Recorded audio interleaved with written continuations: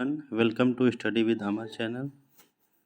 आज हम लोग यूपी बोर्ड जिसकी परीक्षा आगामी फरवरी में उसके सामाजिक विज्ञान विषय के इतिहास भाग के महत्वपूर्ण प्रश्नों को देखेंगे, जिनसे आपके काफ़ी प्रश्न एग्जाम में आ सकते हैं। ये बहुत ही महत्वपूर्ण प्रश्न होंगे। आपको पता है कि 20 प्रश्न ऑब्जेक्टिव टाइप के आते हैं, जिसमें 4 ऑप्शन होते हैं। उसमें ये प्रश्न काफ़ी मददगार साबित होंगे।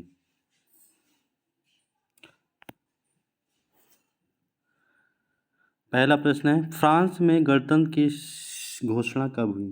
फ्रांस में गणतंत्र की घोषणा कब हुई? 1815 में। सन 1815 में फ्रांस जो देश है वहाँ पे गणतंत्र की घोषणा हुई। दूसरा प्रश्न है, फ्रांस की क्रांति कब हुई? फ्रांस की क्रांति 1789 ईस्वी में हुई। फ्रांस की क्रांति कब हुई? 1789 ईस्वी में। 1789 ईस्वी में फ्रांस किस प्रकार का राज्य था? वह असीमित राजतंत्र था। वहाँ पर असीमित राजतंत्र। फ्रांस की क्रांति कब हुई थी? 1789 में। फ्रांस में गणतंत्र की घोषणा कब हुई थी? 1815 में। अगला प्रश्न है, नेपोलियन का संबंध किस देश से था? नेपोलियन का संबंध फ्रांस से था। किससे था? फ्रांस से था। अगला प्रश्न, नेपोलियन संहिता कब लागू हुई? नेपोलियन जो कि फ्रांस का एक शासक था, उसने एक संहिता लागू की। वह कब लागू हुई? 1804 में। सन 1804 में नेपोलियन संहिता लागू होती है। अगला प्रश्न है हमारा प्रश्न नंबर 6, 1804 में नेपोलियन कोड में नहीं जोड़ा गया। क्या नहीं जोड़ा गया था? जन्म से प्राप्त अधिकार को नहीं जोड़ा गया था, बाकी सारे अधिकार जोड़े गए थे। अगला प्रश्न है हमारा, राष्ट्रवाद का प्रारंभ किस देश में हुआ? तो राष्ट्रवाद का सर्वप्रथम प्रारंभ फ्रांस में होता है। अगला प्रश्न है, मध्य वर्ग के उदय का क्या कारण था? मध्य वर्ग के उदय का कारण था औद्योगिकरण। उस समय का औद्योगिकरण ही मध्य वर्ग के उदय का कारण बना। अगला प्रश्न है, जॉल वेराइन का गठन कब हुआ? जॉल वेराइन का गठन कब हुआ? 1815 में। अगला प्रश्न है, वियना सम्मेलन की मेजबानी किस देश ने की? मैटरनिख ने की। किसने की? मैटरनिख ने की। अगला प्रश्न है, फ्रांस में किस शासन वंश की पुनर्स्थापना वियना कांग्रेस द्वारा की गई? किस वंश की स्थापना की गई? बूर्बो वंश। कौन सा वंश था? बूर्बो वंश। अगला प्रश्न है हमारा, यूरोप में प्रथम विद्रोह कब हुआ? तो यूरोप में प्रथम विद्रोह कब होता है? जुलाई 1830 में। जुलाई 1830 में। हमारा अगला प्रश्न है, ज्यूसिपी मेत्सिनी का संबंध किससे था? किस देश से था, या वहाँ के किस आंदोलन से था? तो ज्यूसिपी मेत्सिनी का संबंध इटली के एकीकरण से था। किससे था? इटली के एकीकरण से था। अगला प्रश्न है हमारा, यूरोप में किस दशक में बड़ी आर्थिक मंदी आई? यूरोप में किस दशक में बड़ी आर्थिक मंदी आई? सन 1830 में यूरोप में बहुत बड़ी मंदी आती है।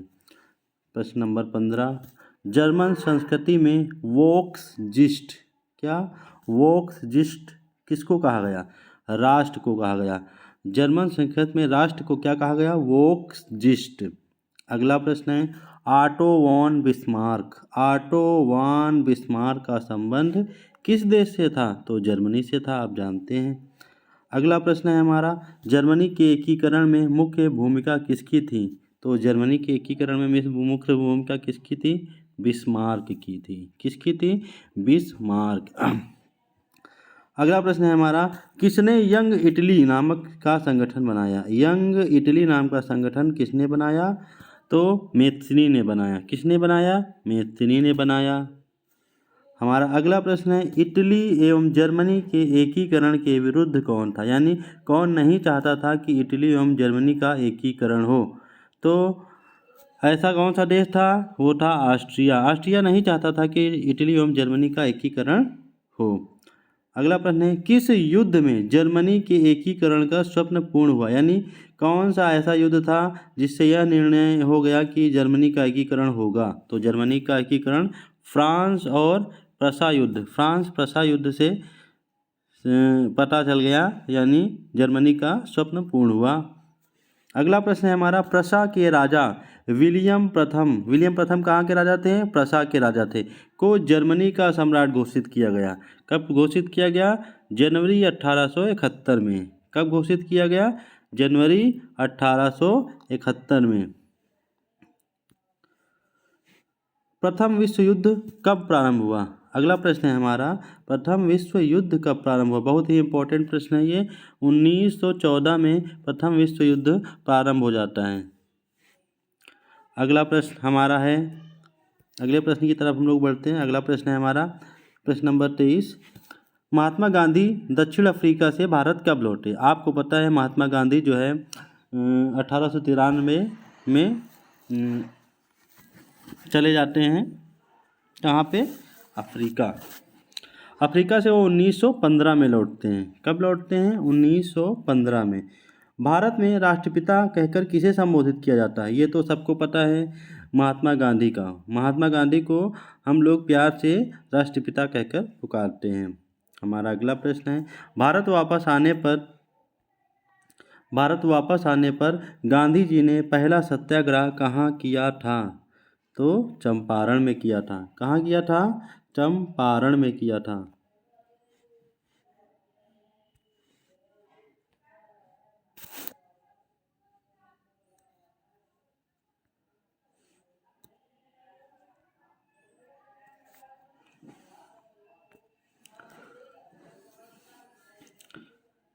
अगला प्रश्न है हमारा प्रश्न नंबर 26, महात्मा गांधी का क्या विचार था? महात्मा गांधी का विचार था कि जो धर्म है और धर्म और राजनीति एक दूसरे के पूरक हैं, धर्म को कभी भी राजनीति से अलग नहीं किया जा सकता, ये गांधी जी का कहना था।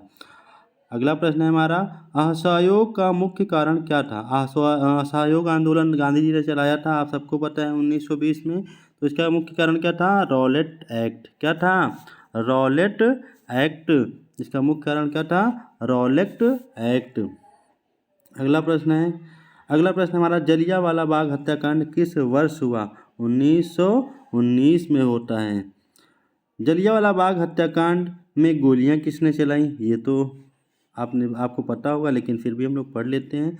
जलियांवाला बाग जो था, वहाँ जो मैदान में जिसने गोलियां चलाई उसका नाम था जनरल डायर। जनरल डायर नाम का अधिकारी, अंग्रेज अधिकारी था, जिसने वहाँ पर गोलियां चलवाई।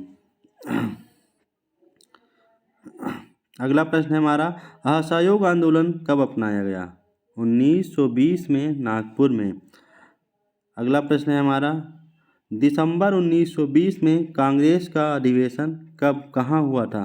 तो 1920 में कांग्रेस का अधिवेशन नागपुर में हुआ था। यहीं पर नागपुर में ही 1920 में ही गांधी जी ने असहयोग आंदोलन चलाने को कहा था। तो असहयोग आंदोलन किसने चलाया? ये गांधी जी ने चलाया। असहयोग आंदोलन किसने चलाया? गांधी जी ने चलाया। हमारा अगला प्रश्न है, असहयोग आंदोलन में अवध में किसानों का नेतृत्व किसने किया? जिस समय महात्मा गांधी जो असहयोग आंदोलन चला रहे थे, उसी समय असहयोग आंदोलन में जो अवध था, अवध में किसानों का नेतृत्व किसने किया? अगला प्रश्न ये है। तो अवध में किसने नेतृत्व किया किसानों का? बाबा रामचंद्र ने किया। किसने किया? बाबा रामचंद्र ने किया। अगला प्रश्न है हमारा, चौरी चौरा कांड कब हुआ? चौरी चौरा कांड कब होता है? सन 1922 में। कब होता है? सन 1922 में। अगला प्रश्न है हमारा, भारतीय राष्ट्रीय कांग्रेस की स्थापना कब हुई? भारतीय राष्ट्रीय कांग्रेस की स्थापना 1885 में होती है। कब होती है? 1885 में। अगला प्रश्न है हमारा, साइमन कमीशन का बहिष्कार क्यों किया गया? साइमन कमीशन का बहिष्कार क्यों किया गया? क्योंकि आयोग बना था, उसमें कोई भी भारतीय सदस्य नहीं था, सारे अंग्रेज थे, इसीलिए साइमन कमीशन का बहिष्कार किया गया।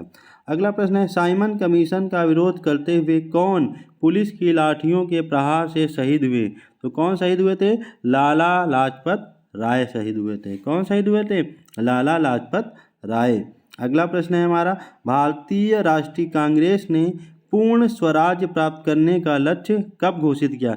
यानी किस सन में कांग्रेस ने यह कहा था कि हम पूर्ण स्वराज प्राप्त करेंगे? तो ये कहा था सन 1929 में कहा था। कब कहा था? सन 1929 में कहा था। अगला प्रश्न है, सविनय अवज्ञा आंदोलन कब चलाया गया? तो सविनय अवज्ञा आंदोलन सन 1930 में चलाया गया। कब चलाया गया? 1930 में चलाया गया। अगला प्रश्न है हमारा, अगला प्रश्न है, गांधी जी ने नमक कानून का उल्लंघन कहाँ किया? किस स्थान पर किया? तो दांडी नामक स्थान है जहाँ पर गांधी जी ने नमक कानून का उल्लंघन किया। अगला प्रश्न है, किस भारतीय जन आंदोलन की शुरुआत महात्मा गांधी की प्रसिद्ध दांडी मार्च से हुई? तो कौन सा आंदोलन शुरू होता है दांडी मार्च से? सविनय अवज्ञा आंदोलन। कौन सा आंदोलन? सविनय अवज्ञा आंदोलन शुरू होता है। फिर गांधी जी ने करो या मरो का नारा कब दिया और किसने दिया? तो प्रश्न है हमारा, करो या मरो का नारा किसने और कब दिया? तो महात्मा गांधी ने भारत छोड़ो आंदोलन के दौरान यह नारा दिया। उन्होंने कहा करो या मरो। अगला प्रश्न है, हिंद स्वराज पुस्तक के लेखक कौन हैं? तो हिंद स्वराज पुस्तक किसने लिखी? महात्मा गांधी ने लिखी। अगला प्रश्न है, बारडोली सत्याग्रह का नेतृत्व किसने किया? तो बारडोली सत्याग्रह का नेतृत्व किसने किया? सरदार वल्लभ भाई पटेल ने किया। स्वराज हमारा जन्मसिद्ध अधिकार है और मैं इसे लेकर रहूँगा, यह किसने कहा? यह कहा बाल गंगाधर तिलक ने। किसने कहा? बाल गंगाधर तिलक ने। अगला प्रश्न है हमारा, वंदे मातरम गीत के रचयिता कौन थे? हम लोग वंदे मातरम गाते हैं, आपको पता होना चाहिए इसके रचयिता कौन है। तो इसके रचयिता कौन है? बंकिम चंद्र चटर्जी। कौन है? बंकिम चंद्र चटर्जी। पेरियार रामास्वामी नायकर एक व्यक्ति थे, ये कौन थे? उस समय थे वो उस समय के एक समाज सुधारक थे। अगला प्रश्न है, आयरलैंड के गरीब काश्तकार किस पर निर्भर थे? आयरलैंड के जो गरीब काश्तकार थे वो किस व्यवसाय पर निर्भर थे या किस वस्तु पर निर्भर थे? तो आलू की खेती पर निर्भर थे। किस वस्तु पर? आलू की खेती पर। आयरलैंड में आलू का अकाल कब पड़ा था? आयरलैंड में आलू का अकाल कब पड़ा था? तो ये भी पूछ सकते हैं प्रश्न कि आलू का अकाल कहाँ पड़ा था? तो आलू का अकाल कहाँ पड़ा था? आयरलैंड में पड़ा था। और कब पड़ा था? 1845 से 1849 तक।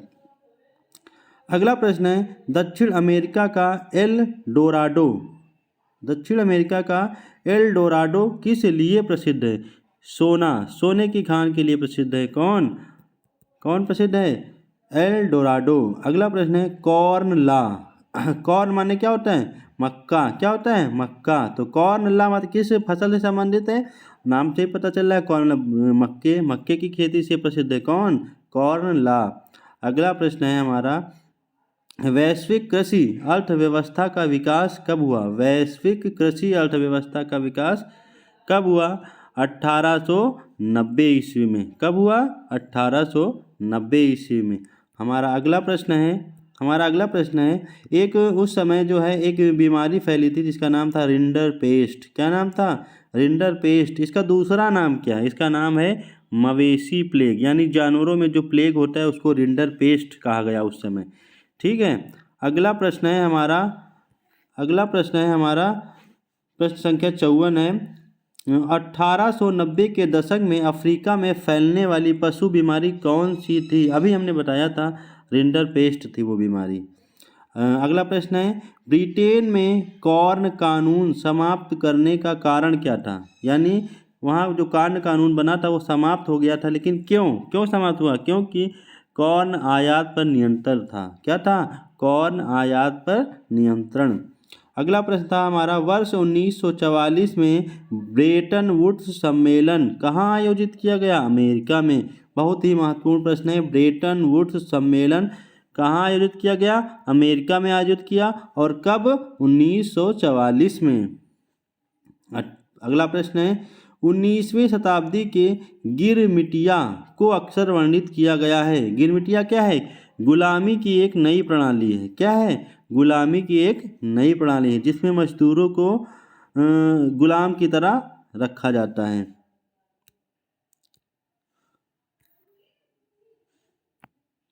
अगला प्रश्न है हमारा 19वीं शताब्दी में अनुबंध को किस रूप में वर्णित किया गया है? दासता की प्रथा। किसके? अनुबंध। अनुबंध को क्या कहा गया है? ये एक दासता की प्रथा है, ये कहा गया है 19वीं शताब्दी में। अगला प्रश्न है किस वर्ष अनुबंधित श्रम प्रथा का उन्मूलन हो गया? कब हुआ? 1921 में श्रम प्रथा का उन्मूलन हो जाता है। हमारा अगला प्रश्न है प्रथम विश्व युद्ध कब से कब तक लड़ा गया? शुरुआत हमने पढ़ी थी, कब शुरू हुआ था? 1914 में। और अंत कब हुआ इसका? 1918 में। तो प्रथम विश्व युद्ध कब से कब तक चला? 1914 से 1918 तक। अगला प्रश्न है हमारा किसने पूर्व आधुनिक दुनिया में रेशम मार्गों के द्वारा यात्रा नहीं की? तो पर्यटक थे, बाकी सब लोगों ने की थी, लेकिन पर्यटक ही नहीं थे, घूमने वाला कोई नहीं था यात्रा करने के लिए, सब व्यापार के लिए थे। तो पर्यटक जो थे उन्होंने रेशम मार्ग की यात्रा नहीं की। अगला प्रश्न है मित्र राष्ट्र कौन थे? विश्व युद्ध जब हो रहा था उस समय मित्र राष्ट्र की संज्ञा किसे दी गई? तो ब्रिटेन, फ्रांस और रूस। ब्रिटेन, फ्रांस और रूस को मित्र राष्ट्र कहा गया। अगला प्रश्न है किस शहर में 1885 में यूरोपीय शक्तियां अफ्रीका को आपस में बांटने के लिए मिली थी? बर्लिन। कहाँ मिली थी? बर्लिन में मिली थी। अगला प्रश्न है ब्रेटन वुड्स संस्था कहाँ स्थित है? तो ब्रेटन वुड्स संस्था कहाँ स्थित है? अमेरिका में स्थित है। कहाँ स्थित है? अमेरिका में स्थित है। अगला प्रश्न है हमारा हेनरी फोर्ड ने कार उद्योग की स्थापना कहाँ की थी? डेट्रॉइट शहर में। कहाँ पे शुरू की थी? डेट्रॉइट शहर में। अगला है महामंदी का प्रारंभ किस वर्ष हुआ? 1929 में प्रारंभ होता है। और आर्थिक महामंदी का प्रारंभ कब से हुआ? तो आर्थिक महामंदी का प्रारंभ कब से होता है? 1930 से। अगला प्रश्न है हमारा ध्रुवीय शक्तियाँ माना गया। किसको माना गया ध्रुवीय शक्तियाँ? जर्मनी, जापान और इटली को माना गया। अगला प्रश्न है हमारा संयुक्त राष्ट्र मौद्रिक एवं वित्तीय सम्मेलन कहाँ हुआ? कौन सा सम्मेलन? संयुक्त राष्ट्र मौद्रिक एवं वित्तीय सम्मेलन कहाँ हुआ? न्यू हैम्पशायर में। कहाँ हुआ? न्यू हैम्पशायर में। अगला प्रश्न है विश्व बैंक और आईएमएफ का फुल फॉर्म क्या होता है? अंतर्राष्ट्रीय मुद्रा कोष। आईएमएफ ने औपचारिक रूप से कार्य कब शुरू किया? 1947 में। ये दो संस्थाएं हैं जो वैश्विक संस्थाएं हैं। अगला प्रश्न है हमारा शासकों ने किसको एक विशिष्ट उत्पाद प्रणाली के अधिकार दिए थे? गिल्ड को। किसको दिए थे? गिल्ड को दिए थे। किसको दिए थे? गिल्ड को दिए थे। अगला प्रश्न है हमारा कपास या ऊन कटाई के लिए कौन सी तकनीक की उपयोग होती थी? तो कार्डिंग। कौन सी? कार्डिंग तकनीक। अगला प्रश्न ऐसे भी पूछ सकते हैं कार्डिंग तकनीक की जो है किसके लिए उपयोग की जाती थी? तो कपास या ऊन की कटाई के लिए। अगला प्रश्न है ब्रिटेन में सबसे गतिशील उद्योग कौन सा था? तो कपास का उद्योग था। अगला प्रश्न है 1871 में भाप इंजन पेटेंट किसने करवाया था? जेम्स वॉट ने। किसने करवाया था? जेम्स वॉट ने।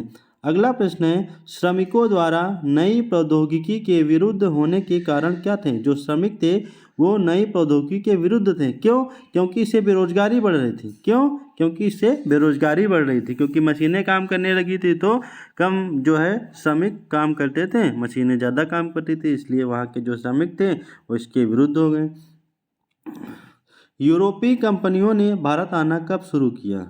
तो 1750 से उन्होंने आना यहाँ पे शुरू कर दिया। अगला प्रश्न है भारतीय व्यापार पर किसने एकाधिकार स्थापित कर लिया? ब्रिटिश ने। किसने? ब्रिटिश ने। अगला प्रश्न है गुमास्ता का कार्य क्या था? कपड़ों की गुणवत्ता जांचना। कपड़ों की गुणवत्ता कौन जांचता था? गुमास्ता। अगला प्रश्न है मद्रास में भारत की पहली कताई तथा बुनाई मिल ने उत्पादन कब से प्रारंभ किया? 1874 में। अगला प्रश्न है भारत का पहला लौह इस्पात संयंत्र कहाँ लगाया गया? जमशेदपुर में।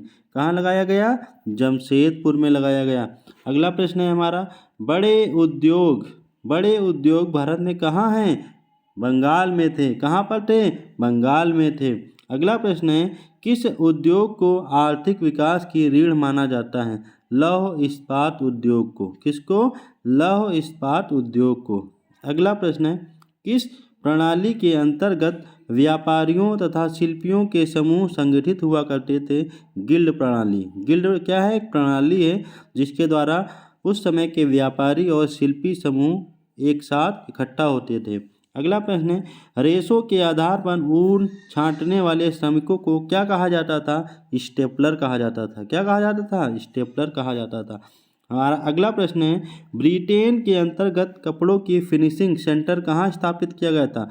ब्रिटेन के अंतर्गत कपड़ों की फिनिशिंग सेंटर कहाँ पर स्थापित किया था? लंदन में। अगला प्रश्न है, सूत काटने की मशीन स्पिनिंग जेनी का आविष्कार कब और किसके द्वारा किया गया था? तो सन 1764 में इसका आविष्कार किया गया। और किसके द्वारा? जेम्स हरग्रीव्स के द्वारा। जेम्स हरग्रीव्स के द्वारा। अगला प्रश्न है, 1840 के दशक तक औद्योगिकरण के पहले चरण का सबसे बड़ा उद्योग कौन उद्योग बन चुका था? तो कपास उद्योग। हमारा अगला प्रश्न है, ब्रिटेन में किस महारानी के समय हस्तशिल्प उत्पादों को अधिक महत्ता व पहचान मिली? तो किस महारानी के समय? महारानी विक्टोरिया के समय में। अगला प्रश्न है, मुद्रण प्रणाली की सबसे पहली तकनीक चीन में कब विकसित हुई थी? सन 594 ईस्वी में। अगला प्रश्न है, डायमंड सूत्र जो जापान की सबसे प्राचीन पुस्तक है, उसकी छपाई कब हुई थी? सन 868 ईस्वी में। कब? सन 868 ईस्वी में। हमारा अगला प्रश्न है, जर्मन व्यापारी जोहान गुटेनबर्ग के पुत्र ने सबसे पहले कौन सी पुस्तक छापी थी? बाइबिल। कौन सी पुस्तक छापी थी? बाइबिल। पेनी चैप बुक्स क्या था? एक सस्ती पुस्तक थी। क्या था? एक सस्ती पुस्तक थी। अगला प्रश्न है, कुछ इतिहासकारों के अनुसार फ्रांसीसी क्रांति किसकी देन है? मुद्रण प्रणाली की देन है। कुछ इतिहासकार मानते हैं कि मुद्रण प्रणाली के द्वारा ही फ्रांसीसी क्रांति हुई है। अगला प्रश्न है हमारा, महिलाओं के विकास के लिए कौन सी पत्रिका का प्रकाशन किया गया था? पेनी मैगजीन्स। किसका प्रकाशन किया था? पेनी मैगजीन। पेनी मैगजीन किसके लिए प्रकाशित की गई थी? महिलाओं के विकास के लिए। अगला प्रश्न है, बाल पुस्तक छापने के लिए प्रेस की स्थापना कहाँ हुई? फ्रांस में हुई। कहाँ हुई? फ्रांस में हुई। अगला प्रश्न है हमारा, जेम्स ऑगस्टस हिक्की ने भारत में प्रथम साप्ताहिक पत्रिका बंगाल गजट का प्रकाशन कब किया? कौन सी पत्रिका? बंगाल गजट। किसने किया? जेम्स ऑगस्टस हिक्की ने किया। कब? सन 1780 में। कब? सन 1780 में। अगला प्रश्न है, 1821 में प्रकाशित संवाद कौमुदी के रचनाकार कौन है? राजा राम मोहन राय। संवाद कौमुदी किसकी रचना है? राजा राम मोहन राय की। इन्होंने इसको कब प्रकाशित किया? 1821 में। हमारा अगला प्रश्न है, आमार जीवन। क्या? आमार जीवन किसकी रचना है? रस सुंदरी देवी की रचना है। किसकी है? रस सुंदरी देवी। हमारा अगला प्रश्न है, कलकत्ता सर्वोच्च न्यायालय ने कब प्रेस की स्वतंत्रता को नियंत्रित करने का कानून पास किया था? तो 1820 में। अगला प्रश्न है, वर्नाकुलर प्रेस एक्ट कब लागू हुआ? 1878 ईस्वी में। आशा है आपको यह वीडियो अच्छी लगी होगी। यह आपके आने वाले यूपी बोर्ड हाई स्कूल के एग्ज़ाम में काफ़ी मदद करेगी। अगर आपको ये वीडियो अच्छा लगा हो तो प्लीज़ लाइक करें और सब्सक्राइब करें। Thank you.